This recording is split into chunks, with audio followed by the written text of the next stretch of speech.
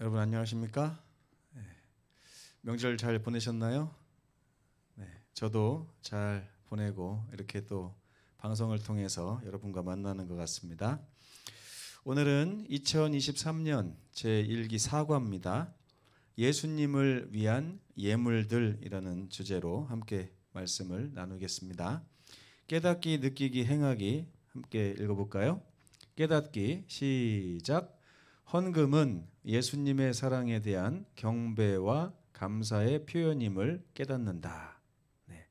헌금이 뭐라고요? 감사의 표현이라고요. 그냥 억지로 드리면 안 되겠죠. 하나님에 대한 감사를, 예수님에 대한 감사를 헌금을 통해서 표현하는 것입니다. 두 번째, 느끼기 시작. 내가 드리는 헌금이 하나님과의 관계를 드러낸다는 것을 느낀다. 내가 어떤 헌금을 드리느냐에 따라서 내가 하나님과 어떤 관계 속에 있는 것이 드러난다는 것입니다. 그렇죠? 우리가 살면서도 선물을 잘 주고받는 그런 관계가 어떤 관계인지 아시겠죠?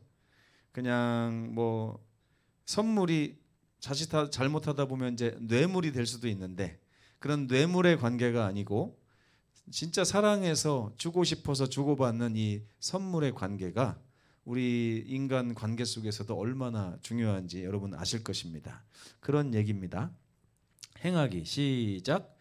다함이 없는 예수님의 놀라운 은혜에 대해 감사하며 신실한 헌금을 드리기로 결심한다.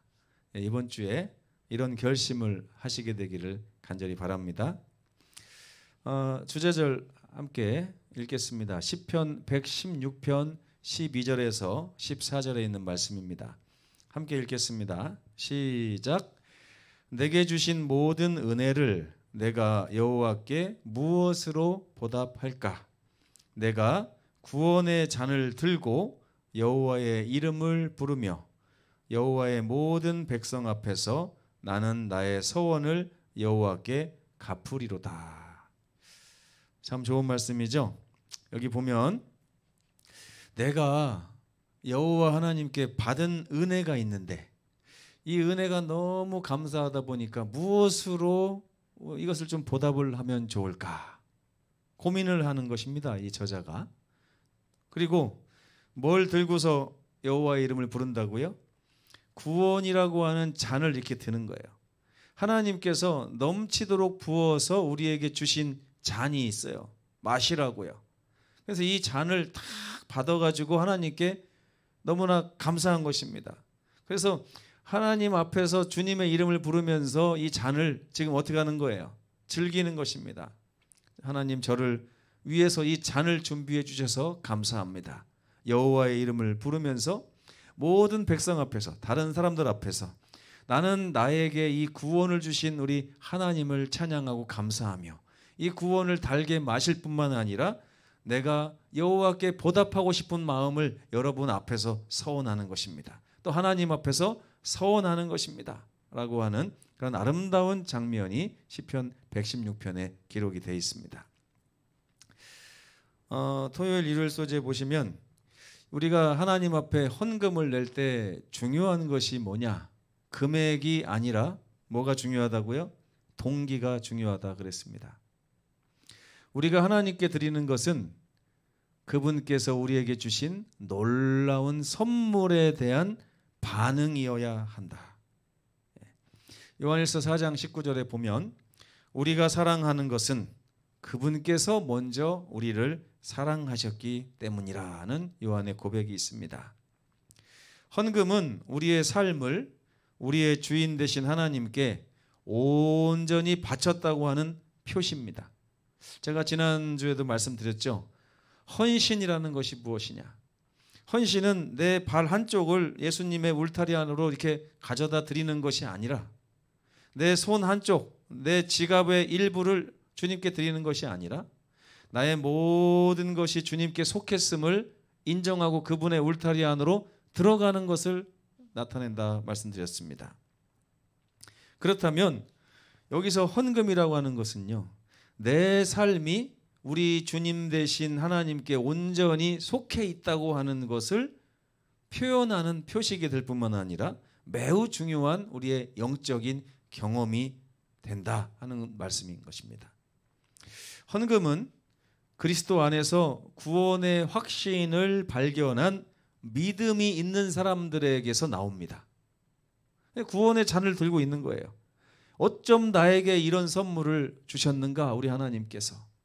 사람이 도대체 무엇이관데 나에게 이런 걸 주셨는가. 아, 정말 감사하다. 나는 주님의 자녀구나. 내가 기쁜 마음으로 우리 하나님께 즐거운 예물을 드려야겠다. 그래서 헌금은 결코 하나님의 마음을 움직여서 나 좀 구원해 주십시오, 마음을 돌리세요, 이렇게 하기 위한 목적으로 드리는 것이 아닙니다. 구원을 얻기 위한 수단이 아니라 하나님이 이미 우리에게 주신 것에 대해서 깊이 감사하며 나의 마음을 다시 하나님께 돌려드리는 것입니다. 그러면 얼마를 드려야 할까요? 헌금은 축복에 대한 감사의 표현이기 때문에 우리가 얼마만큼 축복을 받았느냐 하는 것이 참 중요합니다. 내가 하나님한테 요만큼 받았다라고 느끼는 분들은 요만큼 드리겠죠. 그런데 이걸 깊이 묵상하면 묵상할수록 하나님께서 나에게 주신 것이 너무 감사하고 크고 놀랍다는 걸 깨달은 자들은 하나님께 그 마음을 드릴 때 더 많이 드리는 거 아니겠습니까? 누가복음 12장 48절에 보면 예수님께서 이렇게 말씀하셨어요. 무릇 많이 받은 자에게는 내가 많이 요구할 것이다. 많이 맡은 자에게는 내가 많이 달라 할 것이다. 우리 예수님은 우리의 마음에 비례한 예물을 기대하고 계신다는 것입니다. 이렇게 우리 마음이 연결된 헌물이 하나님께 드려질 때에 이것은 우리의 성품을 개발하는 데 아주 큰 도움이 됩니다. 내 이기심이라는 게 뭐예요? 나는요, 하나님 없이도 나 혼자 살 수 있습니다. 하나님이 나를 잘 챙겨주겠습니까? 내 스스로 내 삶을 챙기는 것이 낫겠습니까? 이런 고민을 하는 것이 이기심이에요. 그래가지고 하나님을 신뢰하지 못하는 사람은 어떻게 합니까? 아, 이건 하나님이 나를 도와주시지 않을 거야. 그러니까 오늘은 교회 가기보다는 가서 돈을 벌어야 돼. 가서 병원을 가야 돼. 하나님이 나를 어떻게 챙겨줘? 하는 것이죠. 그런데 이 헌금 생활을 하는 사람은요, 나의 모든 것을 다 하나님께 맡기고 하나님께서 내 삶을 책임지신다고 하는 그런 깊은 신뢰와 믿음이 있습니다. 그렇기 때문에 나의 이기심을 개발하기보다는요, 하나님께 맡기고 내가 자꾸만 내 것을 남을 위해서, 하나님을 위해서, 이웃을 위해서 사용하면서 내 이기심이 치료가 되는 것입니다. 그래서 우리는 헌금을 통해서 이기적인 존재에서 사랑이 가득한 예수님과 같은 존재로 자꾸만 변화되게 되는 것입니다. 여러분 생각을 해보세요. 우리들의 삶은 얼마나 이기심으로 찌들어 있습니까? 그러나 이 이기심을 이 온전한 헌금을 통해서, 온전한 11조를 통해서 치유할 수 있다는 것입니다. 그래서 우리는 하나님의 사업과 이웃을 돕는 일에 후한 마음을 가져야 되는데 이것은 어떻게 오는 것이냐? 우리가 들고 있는 이 구원의 잔의 크기에 따라 결정이 되는 것입니다. 내가 구원의 잔을 큰 걸 들고 크게 마시는 분들은 후하게 하나님께 드리면서 내가 이거 가지고 절대 갚을 수 없다. 어찌 이 큰 은혜를 하나님께 드릴 수 있겠는가라고 생각을 하게 된다는 것입니다. 그리고 이 헌금은 예배하고 아주 밀접하게 관련이 되어 있습니다.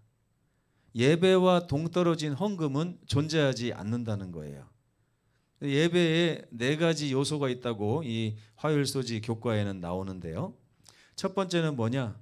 예배에는 말씀 연구가 필요하고 하나님의 선포되는 말씀을 들을 그런 시간이 필요합니다. 그러니까 말씀을 우리가 먹어야 되는 거죠. 그리고 예배는 하나님께 우리의 심경을 토로하고 감사를 토로하는 이 기도가 있어야 됩니다. 입술로 하나님을 찬양하는 거예요. 입술로. 그리고 입술로 찬양하는 또 다른 요소는 음악이죠. 찬양입니다. 찬양. 하나님을 찬양하면서 하나님께 영광을 돌리는 것이죠. 그래서 여러분이 이걸 기억하신다면 말씀을 잘 들어야 됩니까? 안 들어야 됩니까? 아주 예배 시간에 집중해서 말씀을 들으셔야 돼요. 예배 시작하기 전에 정말 마음으로부터 하나님께 기도를 드리고 예배 마치고 같이 축도할 때 그 마음을 다해서 자기의 마음을 하나님께 드려야 됩니다. 그 찬양을 할 때는 내가 노래를 잘 부르니 못 부르니 이런 얘기하는 것은 정말 이게 찬양의 그 근본을 모르는 것입니다. 하나님이 잘 부르는 사람만 찬양하라고 했습니까? 아니죠. 우리는 마음으로 찬양을 할 줄 알아야 됩니다. 물론 박자가 틀리고 음이 틀린다 할지라도 내가 정말 마음으로부터 찬양을 부르며 하나님께 경배할 필요가 있는 것이고요. 그리고 이런 예배의 마지막 요소가 뭐냐면 11조와 헌금을 하나님께 드리는 것입니다. 빈손으로 오는 게 아니에요. 그 예전에 이스라엘 백성들은 이 11조와 헌금이 그 예배의 일부였다는 사실이 성경에 잘 드러나 있습니다. 민수기에 보면 하나님께서 명령을 하십니다. 너희 남자들은 1년에 3번 나를 와서 성전에서 만나라. 유월절, 오순절, 초막절. 근데 이때 빈손으로 오지 말라 그랬습니다. 빈손으로 오지 말라 그랬어요. 예배에 이 헌금과 11조는 반드시 필요한 것입니다. 그래서 하나님께 예물을 드리는 것은 예배의 중요한 행위 중에 하나입니다. 그래서 우리는 예물을 드리기 위한 목적으로 교회에 오는 것이에요. 그래서 예배는 우리가 헌금을 드릴 수 있는 아주 중요한 방법입니다. 예배에 참석하지 않으면서 헌금만 이렇게 송금하고 하는 것은 이것은 예배의 기본 정신을 깨치는 거예요. 여러분들 반드시 헌금은 예배에 참여해서 예배의 한 부분으로 하나님께 드려져야 한다는 사실을 꼭 기억하시기 바랍니다. 수요일 소재에 보면 우리 하나님께서는 우리가 드린 이러한 예물들을 다 기억하신다 그랬어요. 여기 보면 예수님께서 한 세리가 내는 헌금을 지켜보시고 또 가난한 한 과부가 내는 헌금을 지켜보신 이야기가 나옵니다. 여기 보면 가난한 과부는 얼마를 냈냐면 2렙돈을 냈어요. 정말 하루 얼마 되지 않는 금액으로 따져도 정말 남들이 볼 때 좀 창피할 정도로 작은 돈을 낸 것입니다. 그렇기 때문에 이 여인이 남들이 볼까 싶어가지고 이 헌금함에 와서 몰래 이렇게 넣고 간 것입니다. 근데 그 딸랑거리는 소리가 누구에게는 기억되는 거냐면 예수님께는 기억이 되고 잊혀지지 않는 거예요. 예수님께서 성경에 보면 헌금을 잘했다고 칭찬한 사람이 이 여인이 유일합니다. 물론 또 있겠죠. 그러나 기록상에는 예수께서 칭찬하신 유일한 예물이 바로 이 과부가 드렸던 2렙돈이었습니다. 가난했어요. 가난했음에도 불구하고 이 여인은 하나님을 사랑하는 마음으로 자기가 먼저 필요한 그 돈을 하나님께 먼저 구별한 것입니다. 예수께서는 그 여인의 동기를 아신 거죠. 그녀의 예물에는 뭐가 담겨져 있었어요? 하나님을 사랑하고 하나님의 구원의 선물에 대한 깊은 감사가 거기 담겨져 있었다는 것입니다. 그래서 예수께서는 내 보물이 있는 그곳에는 내 마음도 있느니라 그렇게 말씀하셨는데 반대로 말하면 우리의 마음이 있는 그곳에 보물이 있다는 말도 맞습니다. 근데 여러분 잘 생각해 보세요. 이 과부가 성전에 와서 그 돈을 드렸으면 이 돈이 어디로 갈까요? 당연히 그 성전을 관리하는 레위인들에게 갈 거 아닙니까? 근데 이걸 교회라고 생각을 하면 그 이스라엘 백성들은 지금 예수님이 왔던 그 시절에 결국에 예수님을 영접하게 될 것입니까? 그 교회가 예수님을 배척하게 될 것입니까? 거절하게 될 것입니까? 결과적으로 봤을 때 예수님은 이미 아셨잖아요. 그 이스라엘이 예수님을 거절하여 못 받게 될 것이라는 사실을 아셨어요. 그러니까 과부가 낸 이 2렙돈도 사실은 예수님을 거절할 못된 교회에 지금 드린 것입니다. 또 부르심과 사명에서 벗어나 있는 교회에 예물을 드린 거예요. 잘못 드린 거 아닙니까? 그 돈이 잘못 쓰여질 가능성이 많잖아요. 그들의 욕심을 채우게 되지 않겠습니까? 그러나 예수님께서는 그 헌금함에 집어넣은 그 여인의 헌금을 너 잘못 넣었어. 거기다 내면 안 돼. 여기다 내야 돼. 하지 않으시고 뭐라고 하셨어요? 칭찬을 하신 것입니다. 가장 많이 넣었다. 지구상에 하나님께 드렸던 수많은 헌금 중에 가장 많이 넣었다라고 표현을 하신 거예요. 사도행전에 보면 고넬료 이야기가 또 나옵니다. 그는 기도하는 사람이었고 구제하는 사람이었습니다. 우리가 하나님의 백성으로서 해야 될 두 가지가 뭐죠? 하나님을 사랑하고 형제를 사랑하는 것인데, 고넬료는 하나님을 사랑하는 것을 기도로서, 또 이웃을 사랑하는 것을 구제로서 나타냈던 사람이었습니다. 여기서 기도만 했을까요? 아니면 하나님께 예물도 했을까요? 그건 당연한 얘기입니다. 그래서 이 과부의 이야기와 고넬료의 이야기의 공통점은 그들이 하나님이 주신 구원의 잔에 대한 깊은 감사가 그 마음에 있었고, 그 감사로부터 우러나오는 예물을 많든 적든 자기가 낼 수 있는 최대한의 성의를 다해서 하나님께 드렸다는 것이 가장 중요합니다. 이것이 하나님께 기억되는 예물입니다. 우리가 2억을 내고 3억을 내고 10억을 내고 100억을 낸다고 예수께서 기억하시는 것이 아니라, 그 예물에 우리의 마음이, 구원에 대한 감사가 짙게 배어서 하나님께 올라오는 예물을 예수께서, 하나님께서 기억하신다는 거예요. 여러분, 이러한 예물을 드리시는 우리 모두가 되시기를 간절히 바랍니다. 마지막 목요일 소재 보면요, 마리아의 향유 이야기가 나옵니다. 여기는 큰 병, 작은 병의 이야기가 나와요. 그러니까 이제 보통 연구를 해보니까 이 사회학자들이, 만약에 제가 재산을 가지고 있잖아요. 뭐 얼마 될지 모르지만, 근데 보통 사람들의 평균이